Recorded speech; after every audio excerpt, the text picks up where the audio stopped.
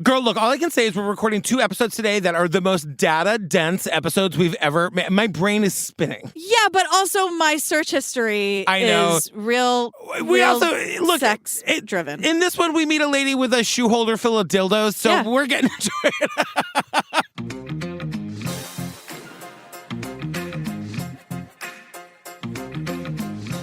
Hi, Julia Benzavali. Hi, Patrick Hines. Hey, fam. If you're listening to this the day it comes out, guess what? This Friday, August 4th, I'll be in London with my traveling book party. Oh, fun. That's right around the corner. You're almost done reading it. Tell them it's good that they should come in. It is so good. I read 150 pages in one sitting. Good. Thank you. Fam, just real quick, exciting news. I've added 3 new dates to the book party. So I'm coming to Phoenix, Arizona, Sunday, December 3rd, Pittsburgh on Friday, December 8th, and Toronto on Sunday, December 10th. Go to patrickfails.com. Also, fam, I'm imploring you to come to Obsessed Fest. Tis the season. We got to start talking about it. That's right. Which means it's almost spooky season, which means it's time for Obsessed Fest. Yeah, it's a weekend full of your favorite podcasters and true crime personalities. It's us and Ellen and Joey and Rabia and Bob Ruff. And Maggie Freeling. Daisy Egan, Amber Hunt. Yes. The Wine and Crime ladies, the Generation Y guys. The Sinisterhood ladies. Sinisterhood. Roberta from Lula Rich. Yes. Oh, Tim and Lance from Missing Maura Murray and the Missing Podcast. Rebecca and Kevin from Crime Writers On. Of course. Payne Lindsay. Of course. It's just a wild and crazy weekend full of like new friends, Taylor Swift sing-alongs, true crime panels. We're doing the Garbage Ball. It's like a big dance party on Saturday night. Your ticket includes entry to it. I need an outfit for that, don't I? Oh my God. No, you're going to look fabulous. Oh, okay. We're going together, so it's going to be great. Oh, great. You're my date. We're walking in arm in arm together. I wouldn't have a date for that, honestly. I'll call it Bob Ruff. Fam, it's October 20th to the 22nd in Dallas, Texas. There's still some tickets available. Please, I implore you. It is the greatest, most loveliest, lovingest, funnest weekend. And it's almost a cult, but not really. It's going to be fun. And we're trading friendship bracelets. Exactly. Oh my God. We're making 3,000 friendship bracelets. We're trading them. All right. What are we talking about today, girl? This is called Money Shot, the PornHub story. It's on Netflix. Every element of the internet has been influenced and led by pornography. In 2008, PornHub was omnipresent. It's pretty much a household name. Like, I know what Kellogg's brand is. People assume I'm doing mainstream porn. In reality, I'm just in my room by myself making little videos.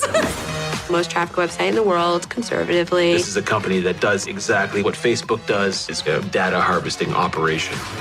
Some people don't like that these things are not in the shadows.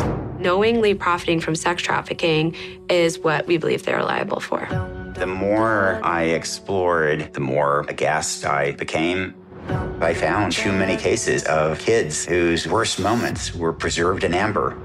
I was pretty reliant on what management was willing to say about it. All we were told was none of it's true. This industry is going to get cleaned up. We get this round robin right at the top of all these people talking about the first porn they ever saw. Well, first of all, Aza Akira sits down. Okay. She is world famous, but I'm like, oh my God, I've met her. So she would never, ever, ever remember me in 1,000 years. I can't believe that's true. It's 100% true. I don't want it to seem like I'm name dropping, but she's friends of friends. Yeah. And we used to go to the same karaoke bar, and the bar I used to work at, and so at Planet Rose, and so I would see her from time to time. She's super fun, and she's incredibly stunning in real life. Like you're like she walks in, and you're like, oh shit. You must be porn. Like, not even that, but just like kind of, but also she's just like stunning. She's stunning in a t-shirt and jeans. She's just one of those women. She's just beautiful. I was just caught off guard by like this one person describing the first porn they ever saw. An 8-person geriatric gangbang. Which did kind of set the tone for how extreme things could be on the internet. Now, I am not taken off guard because I think older people shouldn't be having sex. I think that's wonderful and they should be. But they show a picture of it. But for that to be your first one, mine was like Skinamax. You know? I mean, that's like softcore. Oh my God, mine was one of my mom's lesbian porns. You've told me about this. I told you this live in LA last year in front of all of our listeners at our live show. I saw the very first porn I ever saw was like my mom's like lesbian softcore porn. Not that she was in. It was that she... Right. Good clarification. It was just like people, like, they were like literally like... What was the story? I don't remember, but they lived in like a simple little village. Because they're not like, the plumber's not coming over talking about pipes. The plumber might be coming over, but she's talking about something else. No, I just remember them carrying buckets of water topless, like through the woods. They were frolicking. Was this the Mother Goose porn? No, tell me about the Mother Goose porn. I don't know. It's Oz's thing. She was like, it was like Mother Goose porn where she'd be like telling you the fairy tales or the Mother Goose stories, but also having sex throughout. That's not for me. I feel like a lot of these performers, their first porn is like things that I would think you'd have to like work your way up to, but they're all just diving into the deep end of the pool, which I appreciate. Absolutely. So we go to the Mind Geek headquarters in Montreal, Canada. Mind Geek owns PornHub. They do. And PornHub is like the biggest porn website distribution. It needs no introduction. Right? Everyone listening to this knows what PornHub is. Because my mom took one look at this title and she opted out of this episode. Bye, Barbara. We'll see you next week, sweetie. Like, what? So we meet. Can I just say one thing? Yeah. I just wrote, I never in a million years would have put this on the Canadians. Because I know. the Canadian, like, They're so nice. I just think of Canadians as polite, and not that people who like porn aren't polite. Like, everyone likes porn, but like, I don't know. I like the idea of PornHub being a Canadian thing. It was news to me. Yeah, I guess. God, we have so many other fish to fry here, and we're focused on the Canadians. I know. Noelle Purdue is here, and she is a porn industry professional, and she Googled porn scriptwriter because she was hoping that was a job. And it was. So Mind Geek was hiring. Nicole got the gig, and she moves to Montreal for this job. Let me just say, Nicole looks like she is 14 years old. She is so smart, this person. Yeah. She, like, loves the porn industry. She knows everything about it. She's an advocate for the performers. She's not a sometimes talking head. It's basically a documentary about Noelle. Yeah, a little bit. And she's just incredibly smart. Yeah. So Pornhub, again, has become synonymous with the porn industry. It's not me reminding you that. It's the documentary telling us 15,000 times. Yes. But Noelle is here to say MindGeek is a hilariously boring office space. Gray carpet, gray cubicle, open concept kind of thing. It was really just like working at a tech company. beige everywhere, open concept. So it's like Office Space where they're running like in a tech and like a tech thing. Yes. Only it's porn. And like, I imagine they all have to like, you know, like, wear headphones. Well, wear headphones, but you know, like there are certain websites that are blocked in every office except for ours. You can go out you can go anywhere you want on the Obsessed Network offices.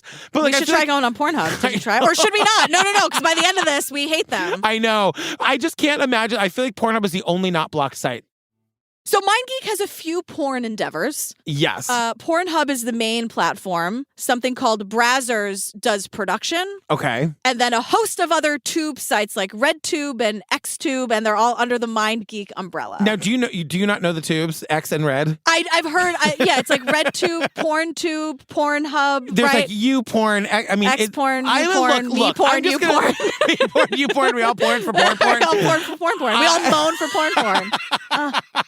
The thing, we'll get into it when we get into it. I think that like a lot of people got tricked into not doing it ethically. Like I think a lot of consumers didn't know. You know what I mean? Like I think like I'm a casual porn observer, so I'm not paying too close attention. Right. But I guess now we all have to. But like that's the point, right? Exactly. So yeah, I think there's a lot of, and we'll learn how and why that all happens. Yes. But this started as a tech business. This MindGeek started as a tech business, and they've never worked in porn before, so they didn't have a relationship with any of the porn studios. So they created a platform where people could share content. And this is, we don't get like 20 minutes about the dawn of the internet and blah, blah, blah, blah, blah. I thought we were for a second. Yeah. But this is where, like, if you remember the music sharing sites and the movie sharing sites, like, this is where Pornhub sort of inadvertently takes all the power and money away from the porn studios because people are just uploading content that was made by the studios onto Pornhub where people can watch it for free. Right. But Noelle tells us about, like, the early days of the internet. The only kind of pornography was, like, ASCII art, where somebody painstakingly went and drew titties out of semicolons and periods and stuff like that, and it would take forever to download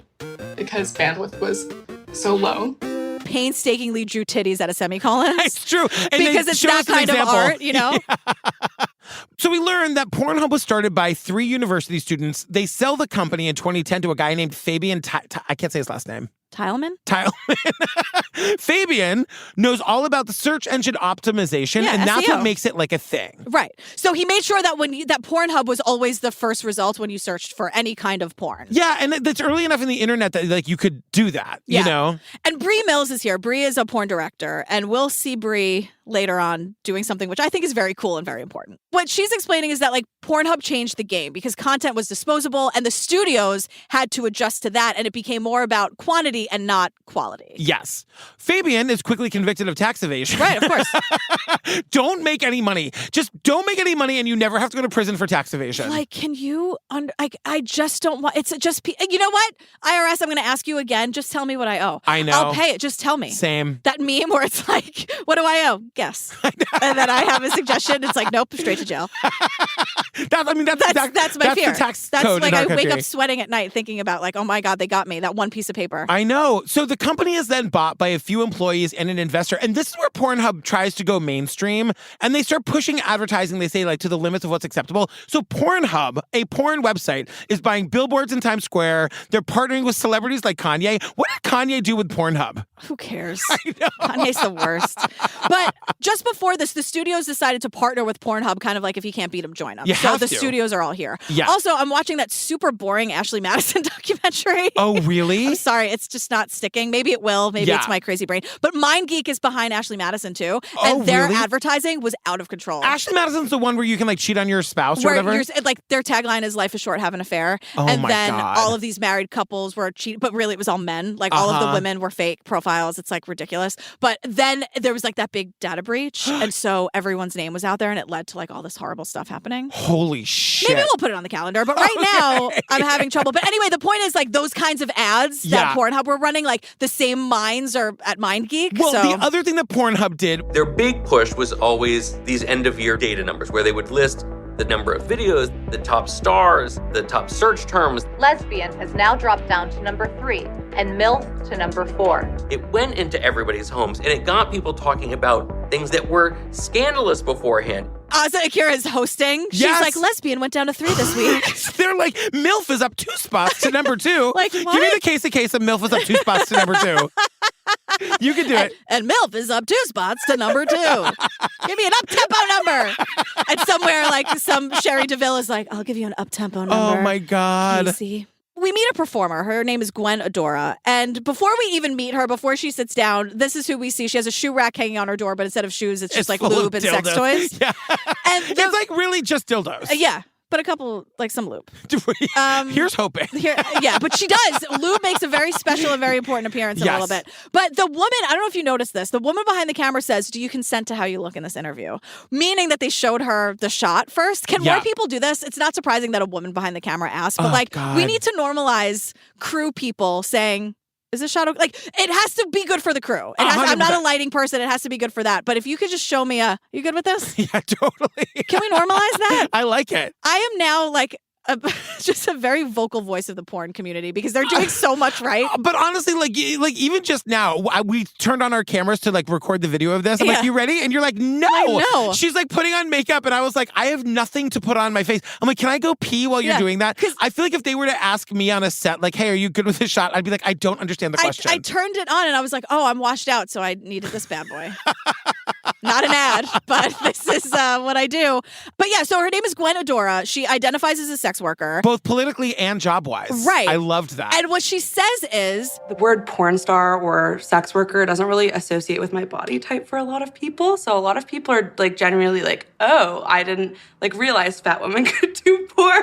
She's very proud of the fact that she's breaking all of these barriers and stereotypes. Well, because she also says the studio system wasn't available to her. She was like, nobody in the studio would take me seriously, so I make my own content. Like 100% makes her own content. And she described herself as a full media company because she does like the shooting, the production, the editing, the marketing. She does it all. Yeah. And she has like, so we see her do it. So basically what she does is she watch her like make a video and it's wild. She compares herself to being a YouTuber, which is very similar, I guess, even though I don't know what any of those things are. Right. And so I guess what she does, like her performance is that the camera, it's like a POV thing. Yeah. So she's talking to, and so her thing is that she's like the hot teacher that the student meets on vacation. She's like, come on, we're not in the classroom anymore. Like, oh my God, I taught you communications. And so she has this thing called a lube shooter. So so she does this thing, and I'm like, God, that's genius. Yeah. Like, Because it's a point of view thing. And she, I guess, is assuming that it's meant, although whatever, it doesn't matter. She's like making it look like whoever's watching has like finished on her.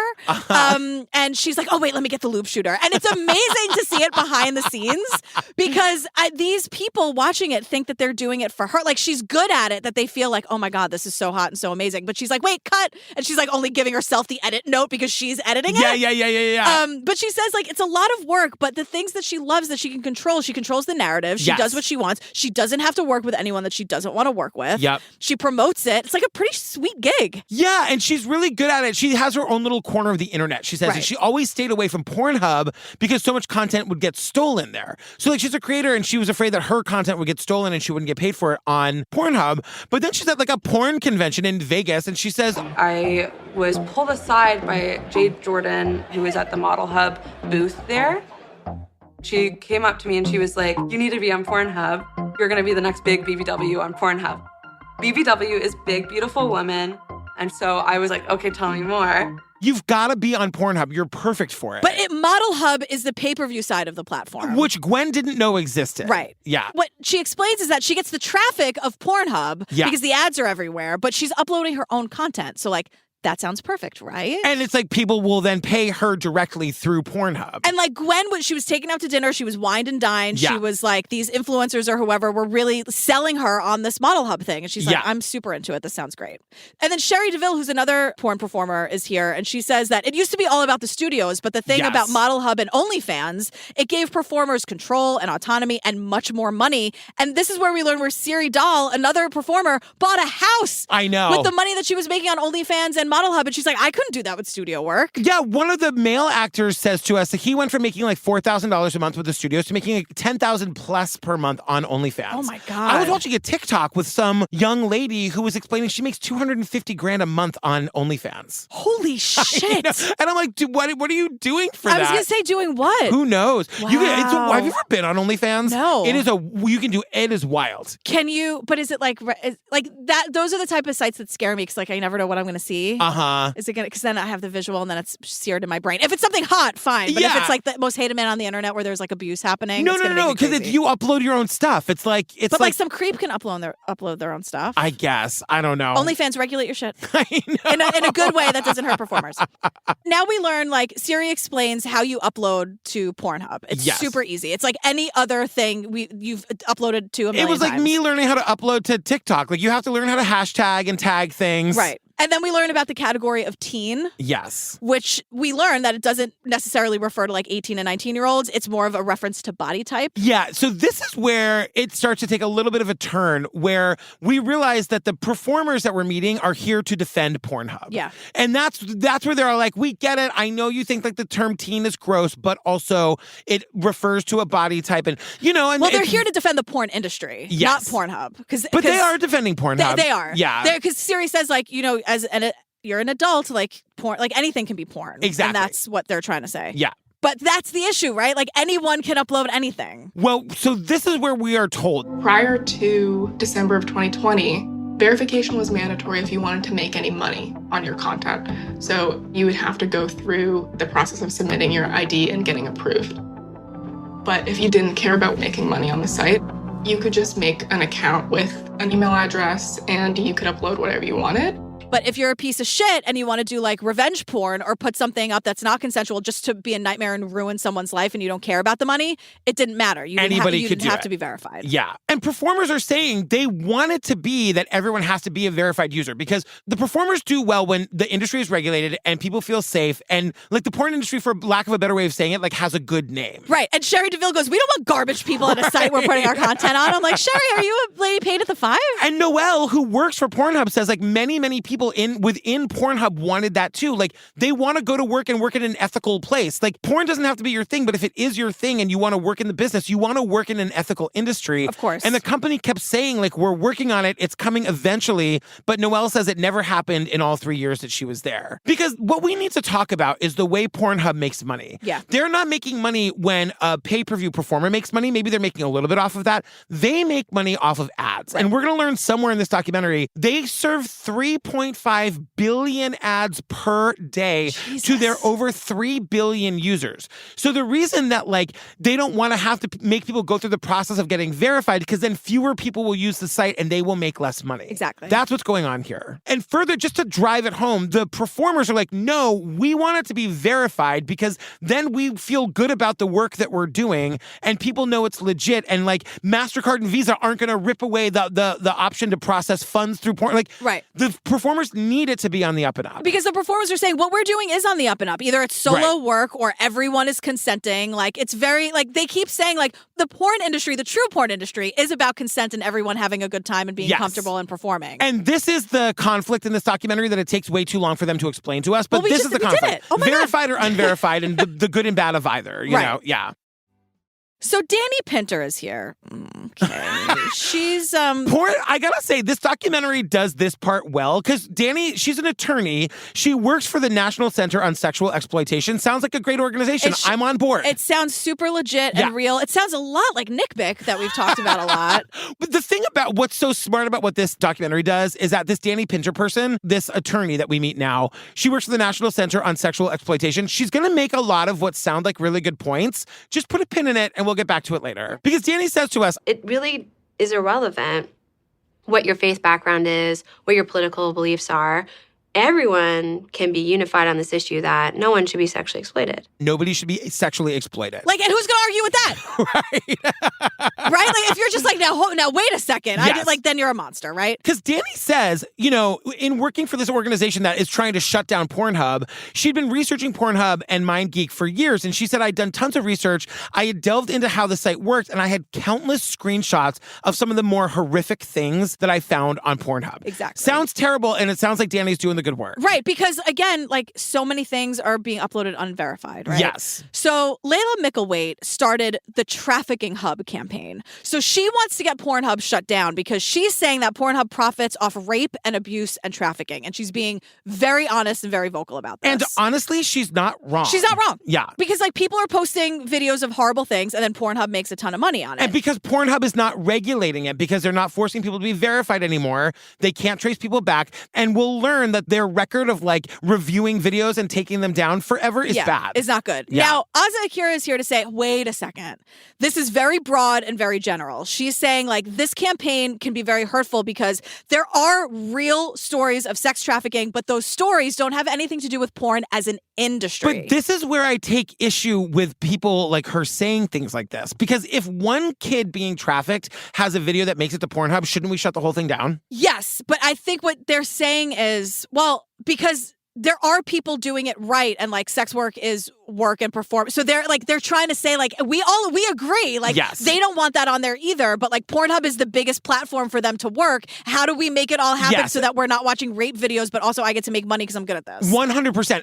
And that's the question. Like, how do we all do this? Because she's saying, no, we can't shut the whole thing down. We need to fix the problem. Right. But you can only fix the problem if Pornhub is on board, and they don't seem to be. They're not. So like Aza Akira, like maybe do you have to go out and make your own website? I don't know. You know? Or maybe we can like, because the Canadian Parliament's going to get involved in a minute and it's going to be hilarious. Yeah. But like maybe we can get Parliament to make it so that everyone has to be verified, because the performers make the point that if you are verified, it is virtually impossible for you to upload illegal material. Right. Because it goes through a process, it goes through a screening process, and if you do it, then people know who you are and where you are, and they can come and get you. Exactly. So like if we can just make it so everyone has to be verified, then it solves the problem. Right. But then Pornhub doesn't want to do that because Pornhub loses money. Exactly. So here we are. Pornhub, stop it. Yeah. So with Danny and Layla, who are like against Pornhub and porn in general, they're saying that Pornhub knows that there are traffickers intentionally creating this content for their site or knowingly distributing child pornography on their site. They know that. They're facilitating it intentionally because they know there's a demand for it. They're marketing it, all because they're profiting from it. And so knowingly profiting from sex trafficking is what we believe they're liable for. Pornhub is knowingly profiting from sex trafficking because they're saying like we have 14-year-old survivors coming forward that like their rape has been on Pornhub for years. And when Layla is tweeting about it, she's using the term, not video, she's saying crime scene. Yeah. The crime scene was uploaded to Pornhub, and it's making people like Sandra Bernhard and people all like take notice and be like, what the fuck is going on here? And this is what Danny, the attorney, says is different about Layla, because everyone says we've seen campaigns like this come and go, but Layla's really good at packaging it. Yeah. She's very smart and articulate, and she knows how to talk about about it. And she knows how to like pull on the heartstrings. Like, spoiler, we're going to find out that they're kind of garbage in the end. Yeah. But I kind of also agree with what they're saying, some of it. Yeah, I mean, like they said, no one wants anyone to be sexually exploited. Right. No one wants Pornhub to be making millions of dollars and turning a blind eye to horrible things that are happening on their website because they don't want to tell MasterCard to not use them. Exactly. Like, that is such bullshit. Right. Enter Nick Kristof, Pulitzer Prize-winning journalist. He hears about this. He's seeing the tweets, the 14-year-olds, the crime scene, this packaging. And he's like all of us. He's like, it can't actually, that can't be that bad. And he's hoping there's not a story here. Right. He's hoping that he's going to look into it and then he's going to realize, you know what? This is just a whole lot of tweets with a lot of razzle-dazzle and there's really nothing here. Bad news, everybody. Pornhub refuses to speak to him, which is like bad news number one, red flag number one. And he tells us this horrible story. He tells us a story about a 14-year-old girl who had a crush on a boy who's older. He asked her for a naked video, and she sent him a naked video of herself. He asked for another. She sent another after that. Then kids started looking at her and smirking. Somebody put those videos on Pornhub. One of them had 400,000 views. Now, she asks Pornhub to remove these videos. Sometimes they would, sometimes they wouldn't. I know she's 14 years old, and this is what doesn't make he's like 16. And my other question is, like, no one's talking about what happened to that kid. Is he in jail for the rest of his life? Because he fucking should be. God. But she's a 14-year-old girl reaching out to Pornhub saying, I'm an underage minor. I'm a child. Yeah. Take my vagina pictures off your website. And they, like, sometimes wouldn't do it, which is fucking vile and disgusting and should be is, illegal. Where is the help for her? Where is, like, the legal team? I don't know. You know what I mean? I don't know. And so the thing about this is that, like, when they took it down, because it's on the internet now, and this is the world we live in, it doesn't matter. It's up forever. We did this on the Most Hated Man on the Internet. Exactly. Once it's on the internet, it's just there. Yep. And so, like, Pornhub would make money from the ads on this because we learn they are running ads on a 14-year-old girl's vagina videos. And so, but what they would do is they wouldn't take the video down. They would just disable it. Yeah. And so they would disable the video. So the page would still be up with like 10 ads on it. So it would say like, this 14-year-old photo is not available. But sometimes it is. Right. But when it wasn't, they wouldn't even take it down. You wouldn't even get like error, bad gateway. Right. What you would go to is still a Pornhub website with ads everywhere and ads for things like similar to what you want to see. So like teen. I'm or sorry, whatever. like, I have to say this out loud. It's disgusting. It's disgusting. And I'm sorry, porn performers. Like, if there's a 14-year-old girl's vagina on the internet, I know. I'm sorry if that's where you make your living. You have to go somewhere else. You have to go somewhere else. You know what I mean? Yeah. There's got to be a better way. There's got to be a better way. And until we figure it out, the whole thing gets shut down and nobody gets a computer. All computers. Yeah, you know what? We're taking all the computers. All the computers, take them to the town square. Nobody gets to go online. We're turning off the electricity. The town square. This is when Patrick is walking through the 1700s again, as I narrated you. But this is insane. How can this be? That kid needs to be in prison and his parents. I know. It's insane. That's the other thing where it's like some 16-year-old kid, because he doesn't want to make money off it. He just wants to ruin this 14-year-old girl's life. Like that, I don't understand. I don't understand. Oh my God. And Nick says, Pornhub made money off this. They ran ads on this. That was what drove me to write this piece. Anyway, Patrick, that's what drove me to write this article. Yeah, like, oh my God. Meanwhile, I'm going door to door. I'm here for your computer. And everyone's like, girl, that puts us out of work. I know. Listen, don't get me started. I'm not on their side. So it's December 2020, and Nick the journalist writes the op-ed. It's called The Children of Pornhub. Yeah. Holy shit. And it's like, it's true. That's not like a too grabby headline. Like, that's accurate. She's a child. I mean, and she's not alone. No. And we learned the 10th most visited website in the world. Yeah. You know what I mean? Like, people are just like constantly streaming to it. And so like Siri, one of the performers here, Siri, and this is where we learned that Sandra Bernhard tweeted her outrage about it. But Siri Dahl tweets, and she says, "This is not an easy or fun read, but it's a necessary one. I am pro-porn and pro-sex work, but, and I'm sure my fellow porn performers agree, non-consensual, illegal content. If we don't do more about this, the government will do it for us." So that just before anybody gets mad at me, that is 100% my position. Right. You know what I mean? Yeah. I couldn't agree more with this. Because, and then like another performer says like, of course we wanted that to happen. Like what the op-ed described is terrible. Like the thing is, everyone agrees. It feels like everyone agrees except Pornhub, who wants the money. And the thing that like I need to tell myself is that like unless the parliament shuts down Pornhub, it's going to exist. Right. So my yelling at the sex workers saying like, no, sorry, you can't work. It doesn't matter. Because what we all need to be, because Pornhub is going to stay existing. Right. So we just need to like force them to make everybody a verified user. And if we shut it down. It seems so easy. It seems so easy. And we get this later, like, because the government does get involved in a really shitty way, but that makes it harder to find the bad guys. Yes. Because now they're going to the dark web, or now they're going to some place where like it's a fucking free-for-all. Like if it's public and like regulated and verified, it's easier to find the people who are doing shitty things. I gotta tell you, this simulation, I've kind of come to my end of it. You know what I mean? Oh, like life? Yes. Like this simulation where we have pedophiles and people doing shit like this. It's so scary. Why on earth did I get put in this simulation? It doesn't make any sense to me. God, I have some questions, girl. I'll never understand it. I know free will or whatever. Right. I know, but like, shut up. So Nick comes up in his op-ed with 3 solutions. He says there's no easy solutions, but there are 3 ways to help. 1, allow only verified users to post videos. 2, prohibit downloads. 3, increase moderation. Siri Doll, a prominent porn star who does business with Pornhub, told me my 3 proposals are insanely reasonable. Performers are saying this is what we've been asking for since the very beginning. Yeah. And this is where one of them, Siri Doll, says, look, I'm a survivor of abuse. I love my industry because it's focused on consent. I'm proud of that. But she says, this is a bigger problem than Pornhub. It's all over the internet. This shit is on Facebook. Yes. It's on Facebook. And they say they get more reports of sex trafficking and underage, like child sexual abuse material on Facebook than on Pornhub. Like, yeah. What are we okay. We should just go. We should just... I'm telling you, the simulation has run its course. Goodbye, everybody. We should turn it off and then turn it back on again. That usually works. Blow into it like a Nintendo. I was just thinking. What did you do to find your notes that you lost? We just had a tech issue. You restarted the computer, right?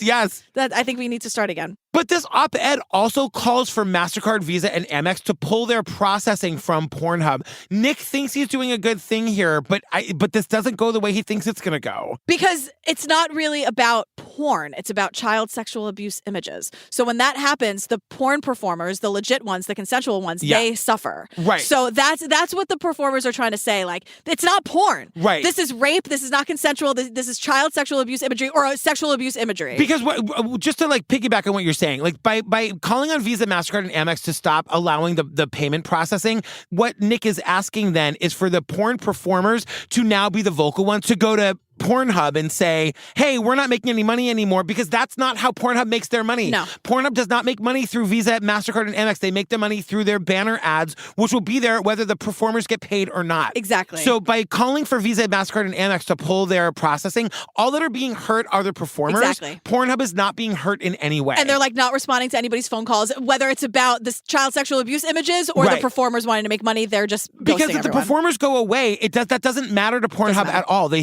still have all of that free unverified stuff. Exactly. And the performers are saying you have to separate trafficking and porn. It's not the same thing. Yeah. So now we learn, I guess probably in response to this article in the New York Times, Pornhub and their executives have to appear before Parliament, like the Canadian Parliament. In 2021. So it's like during the COVID era, so it's all like over Skype or Zoom or whatever. So it's all recorded and we get to see the whole thing. And the thing that made me laugh so hard is that everyone's really mad, but everyone is really civil because they're Canadian. And they're all so nice about it. And I feel like if like the roof is about to fall in on you, just be nice to the jury, judge, and executioner. You know what I mean? But I'm like, this questioning is like, can you imagine if this was like Mitch McConnell or whoever, the idiots in the American Senate that are all screaming at whoever? But isn't there like even in like on C-SPAN used to have like Parliament over in the UK, and they're all screaming, but like formally, but very formally and in a very fancy way. Yeah, it's wild. You sir, or whatever they would say. But there are like very famous clips of that on YouTube. If you Google it's like a hockey game, like C-SPAN Parliament, they are like about to claw each other's eyes out, screaming at each other. But again, in a very fancy, official way. They've got such a hot prime minister that they're just like, you know what, let's be nice for Justin. But these idiots, these COOs, it's all all a bunch of word salad because they're asked very pointed questions about how much money they make because they're trying to like ask them. Yeah. And they're like, is it you or is it like, does the Porsche belong to you or your company? Right. And like no one's, they're like, what Porsche? I've never seen no one's answering. But they're so asking the wrong questions because it seems like Parliament doesn't even have the information that we have because they're trying to figure out how many videos did you take down when that op-ed came out? We took down 10 million. That's not the point. That's not the point. The Parliament needs to be saying to them, every single user on your website needs to be verified. That solves the problem. And nobody says that. They're all very kind to each other and they're all wearing suits and they all want to know how much his house is worth. Why aren't you making him get all of his users verified? And they're also saying at one point, has MindGeek or any of its at least 48 subsidiaries ever monetized child sexual abuse and non-consensual material? Our standards are very clear. We will not allow anything to do with CSAM. We want nothing to do with any non-consensual. It is possible that people committing crimes are able to circumvent our systems. You know, I don't know if any of the money that I made to buy the house is made off of child sexual abuse images. Did it happen? Maybe, but I don't know. Yeah. It's like, how is that an answer? Yeah. How is that an answer? And like, what's the purpose here? You know what I mean? Are you going to find them? Are you going to shut? Like, what's the end game? What's the result we're all hoping for? I don't know. But a PornHub moderator is here in his disguised identity. So to me, this is like the crux of the whole thing. Yeah. Let me tell you that our Facebook group, which has 53,000 people in it, has 5 full-time moderators. Yeah. Now, multiply that are paid and that we love and that are the backbone of this company. As it's Natalie and everyone's important. Yeah. But like the moderators we love them and we need them. And the Facebook group would not have worked without them because they're in there to like regulate the conversation and keep things friendly.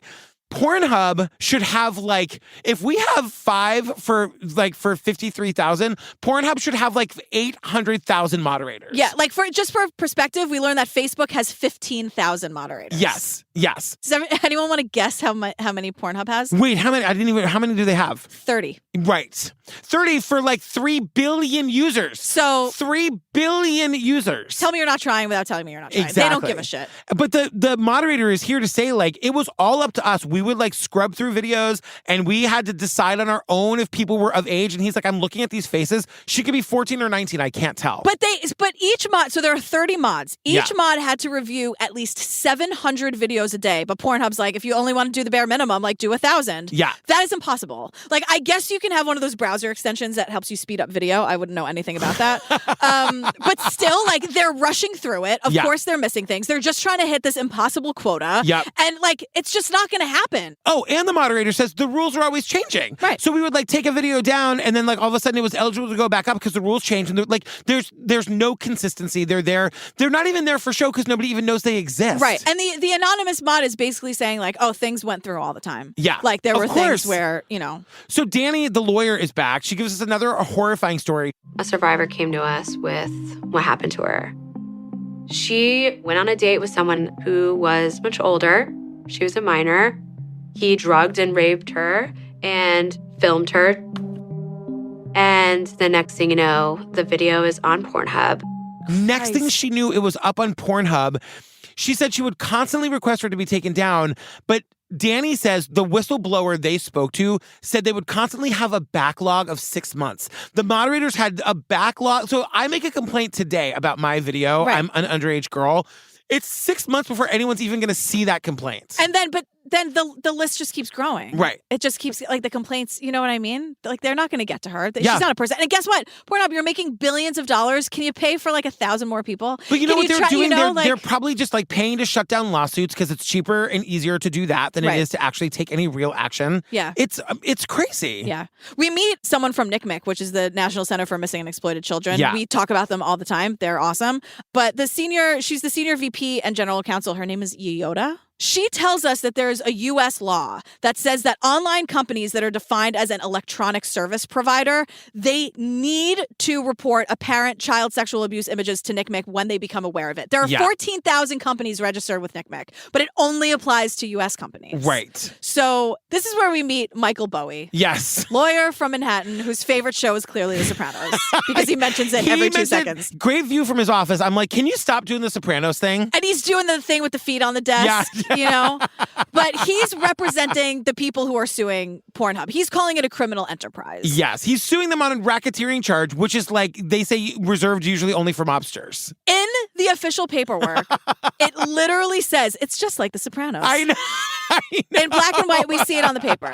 So a criminal, they are saying, these lawyers, and I don't think they're 100% wrong. Yeah. They are saying MindGeek is a classic criminal enterprise carried out through wide-ranging criminal activities, including, but not limited to, human trafficking, child pornography, criminal copyright piracy, internet hacking, stalking, and doxing, Blackmail and extortion, mail and wire fraud, embezzlement, bank and creditor fraud, tax evasion, and money laundering. they were like, including but not all of. Right. So the top guys, he explains like, we don't know what the mob is. The top guys are the bosses. Then the guys who do the dirty work is the capos. So The just capo. like, Is that a captain? Yeah. And they call him capos. they call him capos. So Okay. like John Gotti Yeah. was like, tried to not get his hands dirty. He was the boss and all the capos did the dirty work. That's why they... You light up like a Christmas tree when we talk That's why about they the mob. call him Teflon Don, because nothing stuck. I thought that was a Donald Trump thing. No, that was John Gotti, who I'm not defending. Uh-huh. Anyway, everyone kicks up to the boss. Yeah. And the performers who spoke out in defense of Pornhub to say, like, trafficking is not the porn industry, they were listed in the lawsuit. Yes. Because the lawsuit is claiming that they were paid to speak out. And all of these performers are like, that's bullshit. And like all Pornhub hates us. They're like reading through the lawsuit being like, this is all verifiably false. Right. Yeah. But they're forced, these performers are forced to be in a defensive posture because, like, people think Pornhub equals the entire industry, which equals trafficking and rape and sexual abuse images. Yeah. So now when you see these performers, it looks like, come on. Like, if you're not following this day to day, you know the details of it, it just looks like... It's hard because, I'm sorry, but like, if the porn performers are knowingly profiting off of their work on Pornhub while knowing that there are instances of like child sexual abuse material or like non-consensual videos being posted, like, how do you sleep at night? I don't know. You know what I mean? And there might be an answer to that question. Yeah. Truly. I'm not like, I am pro sex work. I am pro like live your life, do your thing. And I probably like, you know, subscribe to something that also does bad things. So I'm probably a hypocrite. That's the thing. Like, no, like, when was the last time you ordered off Amazon? Right. You know what I mean? Today. Like, it's just like, it's hard. It's a hard thing to deal with. And like, the thing that the performers just keep saying is like, we agree. Like, they agree with the people in the lawsuit. Yeah. So why are you naming us? Like, we're like, they all agree. I guess my question is though, like, what are you doing to make your workplace better? You know what I mean? I don't know. So like, I get it. And I'm not blaming you. And I'm not even saying it's your job to do anything, but are you? You know? So it's tough, and people are gonna be mad at me, but it just like, if one kid's vagina video is on Pornhub, it's the like, whole thing's got to get shut down. And I don't know why no one's going straight to the top. Like, cut the head off the snake. I know. You know what I mean? Or Yeah. don't, because snakes aren't that bad. Right. We got in trouble for that once. I don't. Yeah, it's fine. But you know what I mean? Like, don't worry about the performers right now. They're not even part of this. Go to Pornhub. Go to the top. I know. Like, it just seems like we're wasting a lot of time. It's like, why do I care more than Parliament does? Like, you know what I mean? Well, this Sopranos lawyer is really into it. Now, remember how we said that the people on the other side of this, like Danny and Layla, that we would get back to them? Yes. Here we are. Okay, so how do you say Layla's last name? Layla what? Micklethwait. Layla Micklethwait. So this is Layla's backstory. Lila Micklethwait was the director of abolition at Exodus Cry. Abolition in terms of, I want to abolish the sex trade industry and pornography. Exodus Cry is an anti-trafficking organization founded by Benjamin Nolat, an evangelical preacher. And its goal is to end sex work entirely. Exodus Cry is an anti-trafficking organization. Great. Sounds great. Founded by a guy named Benjamin Nolat, who's an evangelical preacher against gay rights, against gay marriage, against abortion access. But their goal is to end sex work entirely. And so they're using Pornhub to do it. Right. So this is an instance of a situation where there's like a very real issue at hand. Yes. Trafficking, sexual abuse images, like that's all very real and needs to be stopped. The porn performers agree. Right. But this Exodus Cry is using it to end sex work. To end sex work and porn at all, because we learned what they think porn, like what they consider porn. Because Noelle is back and she tells us Exodus Cry is pushing this far-right Christian mandate under the guise of liberal, save the women, save the children. And it's all been very effective, but it's bullshit. It's bullshit. They don't care about the trafficking. They just want to end sex work because it goes against their like Christian beliefs. There's a documentary that they made called The Decline of American Sex Culture. It's called Liberated. Get it? Because like liberal snowflakes. It's on Netflix, girl. Are you serious? So it's all bullshit. Like, it's not only about what they're saying it's about. Because yeah. they used to be called morality in media. Now they are NCOSE, which is the National Center on Sexual Exploitation, which sounds a lot like NCMEC, which sounds very legit. And that was the point. They wanted to sound like the National Center for Missing and Exploited Children for the legitimacy of it. To hide the fact that they are a super far-right Christian organization. Right. And like they're very, very shady. Yeah. And so here's just some examples of what else they think is quote hardcore pornography. So this is lawyer Danny and Layla Mickelwaite. So like the two women that like have been sounding so like amazing, and we agree with everything you're saying. Because how are you going to say no to sexual exploitation of children? Right. Like obviously everyone disagrees, right? Right. So here's what they think is, quote, hardcore porn. Because they have this list of like the dirty dozen or whatever they call it. And just so the public knows, Sports Illustrated to them is hardcore pornography, along with Cosmopolitan. The problem is that Nkosi believes that all sexual content is exploitation, and they believe that pornography fuels sex trafficking. Sports Illustrated. Yes. Cosmo and the Cosmo quiz. Amazon Prime. ESPN. And even in my notes, I go, yeah, these people are crazy. I know. Like they are. But I hate, like that really pisses me off but like there is a real issue here. But and then you're is using it one of those things where we're like, we agree more than we disagree in general? No, okay. Whoa. No. They're like super Trumpy. They hate everything about us. They hate no. I agree, but at the same time, we shouldn't be allowing sex trafficking and non-consensual but like videos. That's how they get you. Do you see what I mean? Yeah. Like they have something that seemingly everyone can agree on. Yeah. And then really like, oh, donate to my cause. And the cause is like a little bit no sex trafficking and a lot of like people can't be married. I would easily be. Sarah would have gotten me into that cult in 5 seconds. No, easily. No. But Jillian, I agree with them more than I disagree. But Jillian, the I'll scarves. see you later. But Jillian, the scarves. Scarves, schmarves. Oh, and then Danny, the attorney, does that whole love the sinner, hate the sin thing. Fuck it. Where she's like, I just want the sex workers to know that we love them too. Oh, she my wants God. to save them. I know. No, Fuck bitch. off, no. Danny. Oh, my God. No. And it's like, that's the other thing is that when you meet intelligent people on the other side and you're like, oh, my God, if you would just use your power for the forces of good. I know. You know? They also make the point that this how do you say it? Like NCOSE, Nikos or whatever? Whatever. Not NCMEC. The not NCMEC.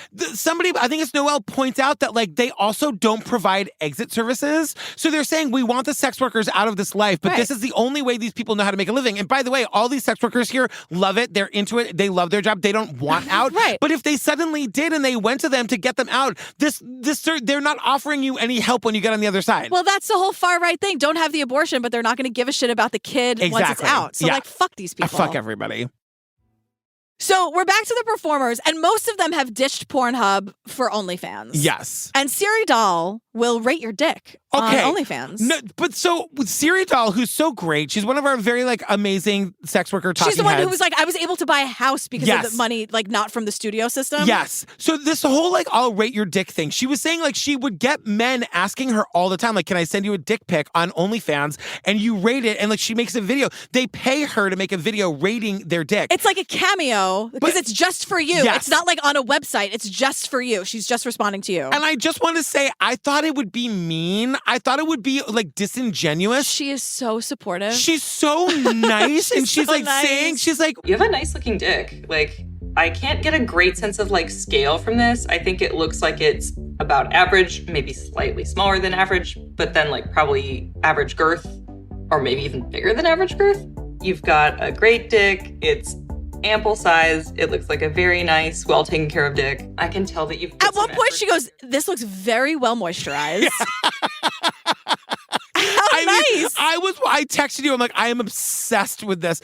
She wants to make people feel good. She does, but she's also very honest. Like someone gets an 8, and she goes, "That's a very rare, above average 8." Like, what's a 10? I know. But she ends it with like, "See you soon in my DMs, smooch," and then it goes like smooch, smooch. I guess that's like her signature. How she ends it. We could totally see the dick pic while she's like reviewing the dick pic. I know. And there were a couple times where they tried to like blur it out or like do some camera work where we're like behind her and we don't see it, but. And No, she we like can sets, totally see it. She sets up her ring light. She like has her little concealer and she's ready to go. And it's like, this is like nice work if you can get it. Honestly, right? I yes. mean, sweet gig. So eventually, a law was passed that said that sites have to be responsible for what's uploaded to them, right? Because that was like, I mean, I remember like during the election when like Facebook would just put on whatever videos and they were protected by the idea that whatever law said, you're just the content host. You're not responsible for what content is uploaded. That was to the most it. hated guy on the internet, too, Yes. said the same thing, where he was Yes. like, I don't know, I'm not responsible. Yep. So it's called Fosta Sesta. It sounds fun. The performers hate it. Right. But they just keep saying Fosta Sesta over and over again. Right, because it means that like now suddenly Pornhub is responsible if somebody uploads a trafficking video, and so now they have to be like extra careful, and nobody wants to upload anything. Right. So the FOSTA says that it allowed states and victims to fight online sex trafficking, and the SESTA is stop enabling sex traffickers. Right. But like all the sites fell in line, but this meant that the sex workers were deplatformed across the internet. Well, do you remember? I mean, I remember when OnlyFans, this was very recently, like they said they were going to stop having sexual content. Do you remember this? No. This was like less than a year ago. It must have lasted like a week. Well, it was a big deal, and all of the porn, I don't even know, I guess I was just following it on TikTok or whatever,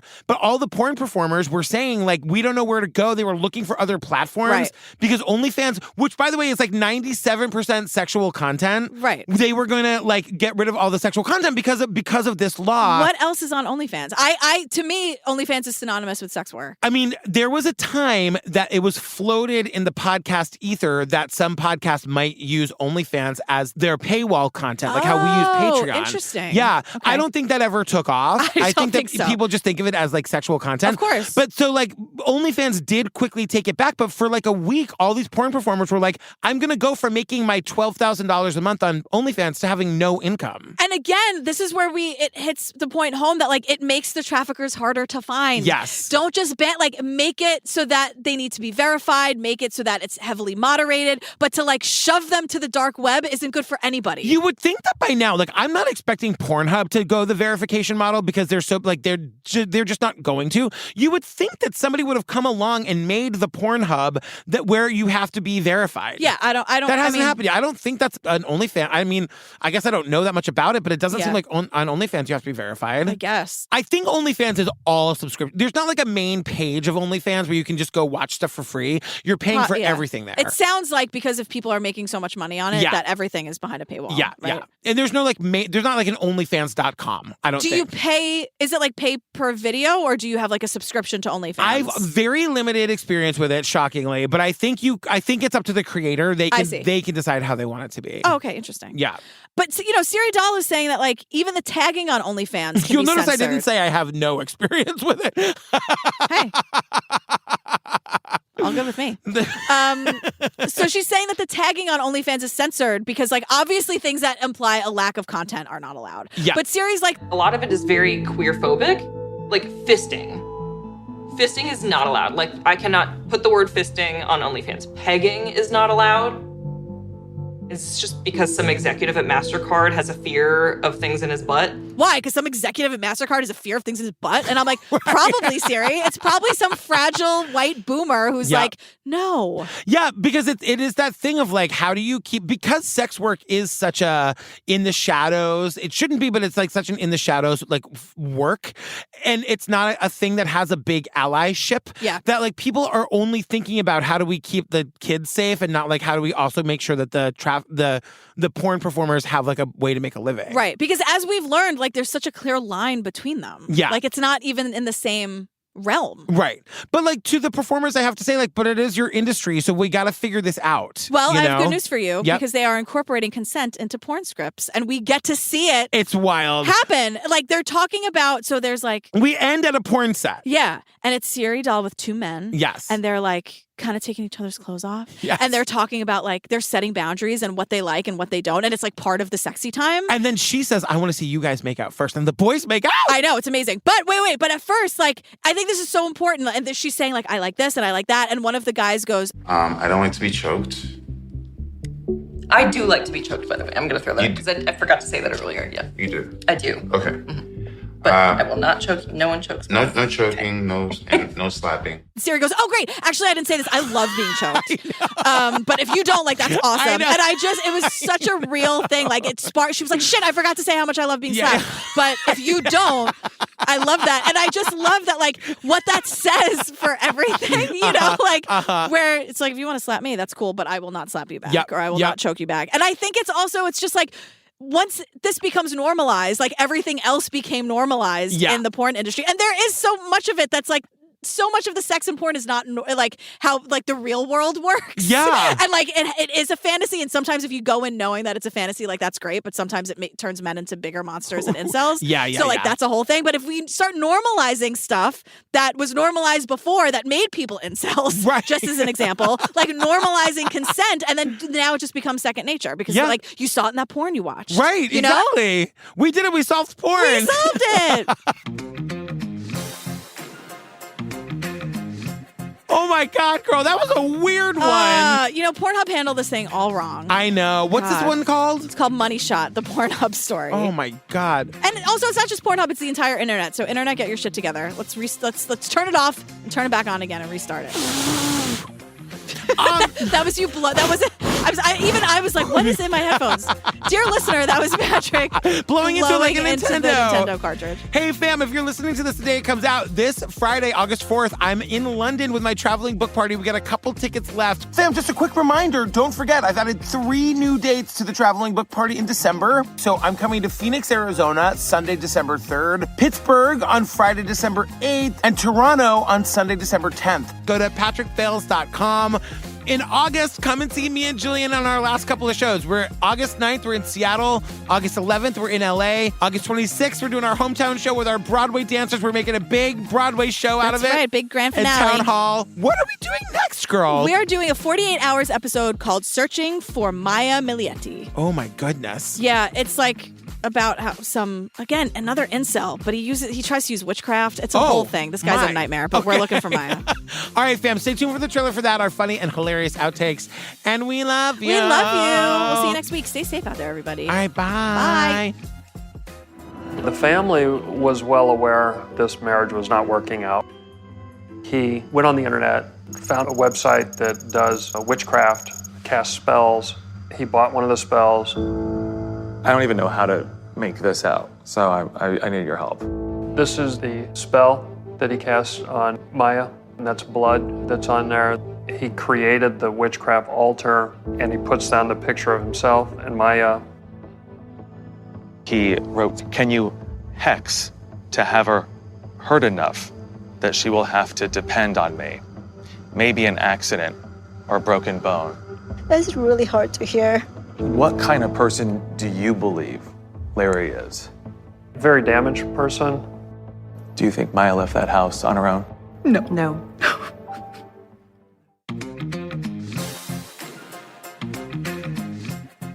Porn for young gay kids, like young closeted gay kids during the dial-up era, was a nightmare. I feel like the movies of the 90s were really doing their part because we had Cruel Intentions, which gave us like The Kiss with Sarah Michelle Gellar and Selma Blair, you know and also us. Ryan Phillippe. I'm just saying, there are other things happened in that movie that were hot. Sorry. God. There's only one thing. You stop the movie as soon as that scene is over. But then we had like Wild Things. Yes. I think there were a lot of things happening in late 90s, early 2000s movies that was sort of helping us out if we didn't have access. Totally.